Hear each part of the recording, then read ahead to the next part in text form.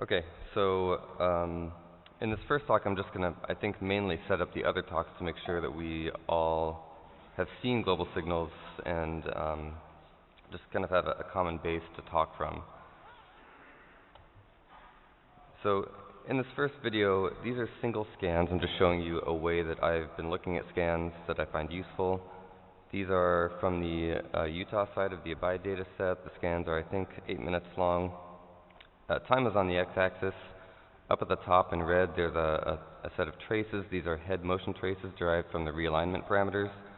It's called frame-wise displacement. The scale is 0 to 2 in all of the figures. So in everything, like the scaling is going to be the same throughout this entire presentation.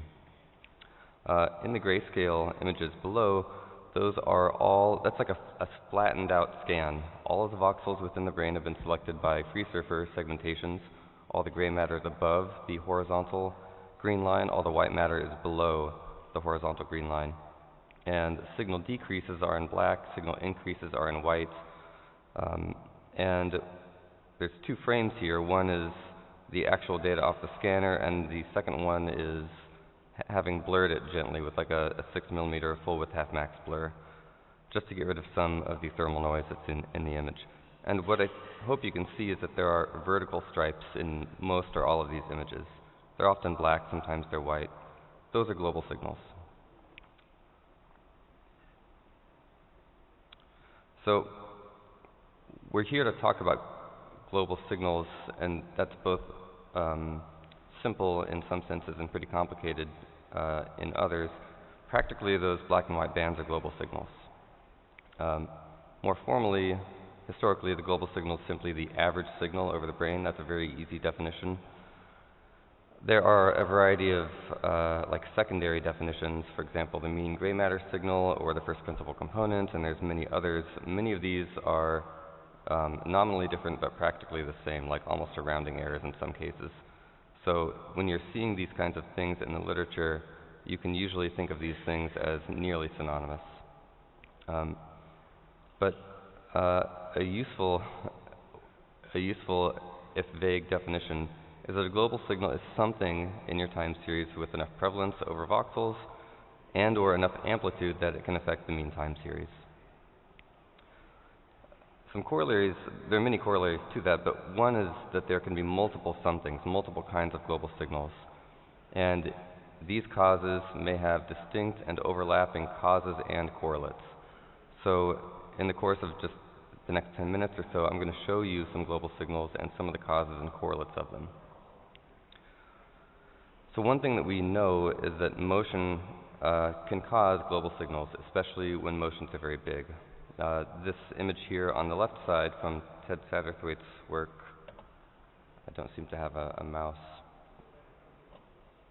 All right, well, the image on the left is from some of Ted Satterthwaite's work several years ago, and in a developmental data set, he binned motions into small, medium, and large motions. That's the red, green, and blue traces. And you can see that there's several TRs worth of decrease at and after the motions. If you look on the right, which I would like to point out where those two arrows are, you can see strong black multi-TR black bands just below some large motions. They're not there at every motion, but they are there at some of the largest motions. And that's signal dropout. You see it throughout the entire parenchyma, and you can see that in the blue slice that Ted included in his paper here. So that's one kind of global signal. In general, motion artifact itself is not a global phenomenon. There's a lot of spatial specificity and oddity to it, but sometimes you can get these global signals. So that is one cause of global signals. More broadly, though, motion does not cause most global signals. However, motion is coincident with most global signals. I've looked at thousands of scans in this format, and I'm just showing you three kinds of scans here from different data sets. It's some data from the NIH, some data from Abide, and then some data from Randy Buckner's genomic superstruct project. In the top row, hopefully what you see is scans that don't have much global signal. They're mainly gray. There's not big black and white stripes in them. They're also nearly motionless. That is typical of these kinds of scans, but these kinds of scans are a minority of scans, like under 5% in most data sets that I've ever seen.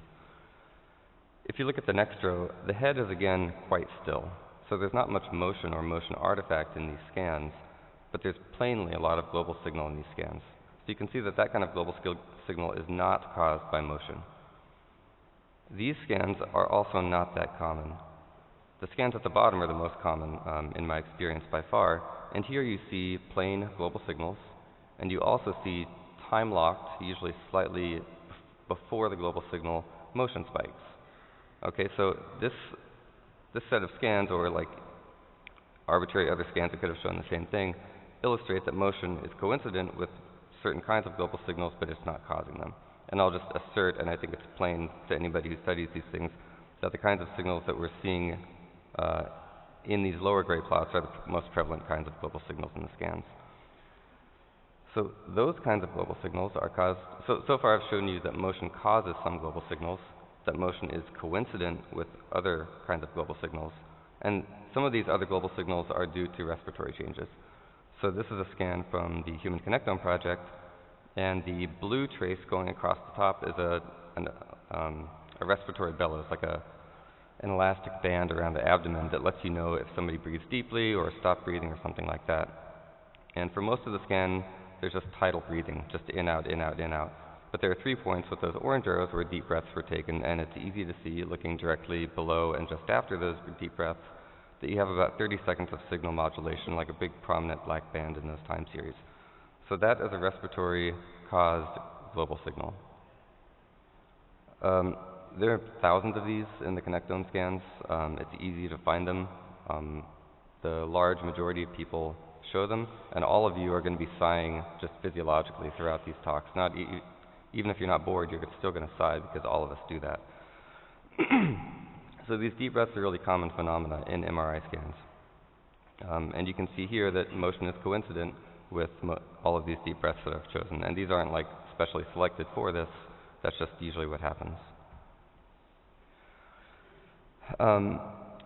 So one thing that's useful to know is a lot of people have looked at respiratory effects in the last 25 years or 30 years. Katie Chang talked about some of them last night in her keynote talk. Here are some, and I'll show you some of the data from those papers. At the left are 2 different scans, each illustrating a single deep breath. These are scans from the NIH. And at right are several versions of a respiratory response function. Now, the one at the top is from one of my papers, and the red traces are single breaths, are the global time series, the mean whole brain time series, after single breaths. And you can see that the time 0 is where the breath would start, and you can see the modulation is a brief increase, a prolonged decrease, and resolution after about 30 seconds. That's broadly consistent with what Rasmus Biren showed in 2008 and what Katie Chang has seen in many of her papers. No matter how people approach these respiratory effects, the deep breath effect in particular is a signal modulation that lasts about 30 seconds with a pronounced signal decrease. People have been looking at these not in the context of functional connectivity, but in other contexts for a long time. This is just one example of somebody illustrating from one of Kastrup's papers back in '99, global signal changes. This is mean fMRI signals, often this black trace at the side, and instructed breath holds are being used here to evoke modulation of blood flow and then of the bold signal.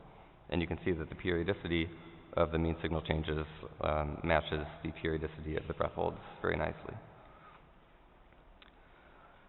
I've talked about the respiratory effects mainly focused on the deep breath effects, but I just want to illustrate that there's many kinds of respiratory effects. I'm not going to talk about the others. So one scan here is just a eupnix scan with tidal breathing, and there's almost no global signals in it. The next 2 at the top both have several deep breaths in them. Well, I guess 1 in the first one and 3 or 4 in the second one. And this time I put the global signal trace up there, like a black trace that you can see. One thing you can see there, or maybe you don't see, is I think it's much easier to recognize these effects in the grayscale images than just looking at a 2D plot of the global signal itself. The scans at the bottom are interesting because they illustrate other kinds of breathing that you can see in scans. And these are not like one-off kinds of things. You can see these in a fair number of scans too. The bottom left scan has periods of deep breathing and then shallow breathing, and you've got very large changes in blood flow, and then the bold signal going right along with that. And the subject in the bottom middle has almost a square function of tidal breathing and then really attenuated breathing. And when you don't breathe, you build up CO2, you become hypercapnic, and that's the most potent modulator of blood flow that exists in humans. So that's why you get these kinds of effects on the bold signal. So I've talked about motion causing global signals, motion correlating with other global signals. I've shown you respiratory influences on the signals. There are other kinds of global signals as well. These are two scans from the NIH, and you can see that there's very sharp transitions in the global signal here that don't seem to have anything to do with the respiratory trace or with the motion trace. This particular scanner had some hardware issues for not for several years, but several years ago. These were known issues, and these are the kinds of changes that you can see in the signal. So some sites that I've examined do display such hardware problems. Other sites seem not to have them. But this is another category of global signal that you can have. So to recap, I've shown you motion causing certain kinds of global signals, motion correlating with other kinds of global signals, respiration causing some of those global signals, and I showed you a different category of global signals as well. And so what you might be thinking at this point are, how is this going to influence my data? What kind of links might this build into my data set? So you can have site scanner kinds of links to the hardware artifacts, things that are going to cause people to take deep breaths or to breathe in changing ways that are going to influence cerebral blood flow. And you can have people like sneezing with allergies, like me here in Rome, or who are just fidgety in the scanner and moving. And these are going to confer different properties on the data that you have. And there's other effects that I haven't talked about. I'll just close with a few observations about global signals. You can fractionate them. So this is an example of a multi-echo scan where you read the signal out several times. If you take, for example, the signal at that little red dot, which is one of the voxels there, you can fit explicitly the S0 and T2 star properties at each time point and at each voxel if you wish, or you can use PCA and ICA to do similar things. And that can allow you to separate out the T2 star modulation of the signal from the S0 modulation. And the T2 star element is the element of interest. S0 is not of interest to us from a neurobiological perspective. So if you adopt this approach, you can take a multi-echo data set that would be like a single echo data set equivalent would be at the very top, and you can split it into the S0 and T2 star components. And what you can hopefully see, this is the way it always works. Hopefully what you can see is that the global signals are put, the respiratory kinds of global signals that we were talking about, are put in the bottom component as T2 star signals. Whereas, for example, there's a lot of horizontal banding and spatially specific things that are placed into the S0 category. But there is, interestingly, there's a big motion at the end of the second scan. You can see it creating one of those big black bands, and that's clearly an S0 signal, even though it's not fully placed into the S0 category. That's just because of the ICA procedure itself that was used. Certain kinds of denoising touch global signals, certain kinds don't touch global signals. If you look at the deep breaths in multi-echo data before and after multi-echo denoising, because these signals are the same kinds of signals that we're interested in, the T2 star signals, those effects persist in the data. You don't get rid of those kinds of signals even if you don't want them during denoising. That's going to be broadly true of all the spatial ICA approaches. It's actually broadly true of a lot of different approaches, that the respiratory effects are not well removed or well isolated by those approaches. I've shown you visually and in single scans or mini scans at this point, links between head motion, global signal changes, and respiratory variants. If you look at these at a scan summary level, for example, looking at the linear regressions across subjects or across scans within subjects, you get strong effects in every data set that I've seen. These are all just examples of correlations within different data sets. These are all dozens to hundreds of subjects going into each of these kinds of comparisons. So there's a strong statistical link between these things in general. And the final thing I'll just close with is that last night Katie mentioned some of the studies in the mid-2000s on respiration. I just want to show you the spatial maps of these things and to point out that a signal can be present everywhere in the brain, but more present in particular parts. So you have differential loading of the global signal in different parts of the brain, yet it's present everywhere. So it doesn't have to be spatially uniform to be a global signal. It can have spatial topology. And for example, the studies that have looked at in-tidal blood gases via gas masks, or tried to more formally measure the properties of respiration in respiratory belts, get a spatial pattern that looks, for example, in this top image. I wish I had the pointer. But you can see that there's bright areas in occipital cortex and the back of the insula, and also extending up the periorlandic area here. And those are typically where you get the strongest changes in bold due to respiratory effects. I'll go ahead and close there. So, thank you.